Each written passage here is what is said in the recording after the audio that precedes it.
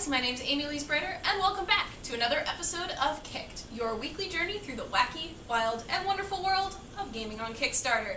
We've got 3 new games to talk about this week, so without further ado, let's get started. Our first game this week is called InnerSpace, and it comes out of Poly-Night Games.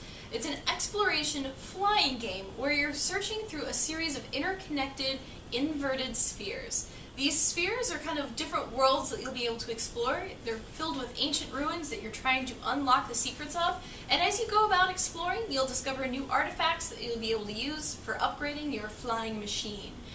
So you do have someone tagging along for the ride who's going to give you all those upgrades and kind of unlock some of these secrets while you do all the daring flying and journeying. Each time you're going to be kind of encountering each world's deity, and you'll be dealing with them in different ways. The creators describe it as a cross between Proteus and Shadow of the Colossus. So if you've liked either of those games, you may be wanting to give this campaign a look at. They've got 12 days left to go on their campaign, and they've raised $14,500. Their goal is to hit $25,000. So if you're interested in checking this game out, I've linked to their campaign in the description below. Our next game is for fighting game enthusiasts and people who've just always been curious about the genre. From Cardboard Robot Games, this is Pocket Rumble. Pocket Rumble's whole goal is making the fighting game accessible to all. They're using a Street Fighter style fighting game with cute little 8-bit graphics, and their goal is to kind of slim down the controls and make it super accessible. They're going to have full-blown tutorial modes for the inexperienced players, but they're also going to keep in a lot of the strategy that already exists for experienced fighting game players. However, what their goal is all the characters use the same combos. So while their moves may be different, you're always going to be using the same combination of buttons to achieve the different moves.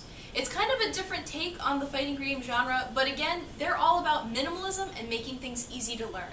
At launch, the game will consist of 8 different characters that you can unlock and play, and they're going to have a plethora of single-player and multiplayer modes for you to try out. They've got 17 days left to go on their campaign, and they're at $11,000 raised of their $22,500 goal. So if you're interested in making this game come to life, I highly recommend checking them out. Our final game this week is called Kelvin and the Infamous Machine. It's a point-and-click adventure game with a quirky sense of humor.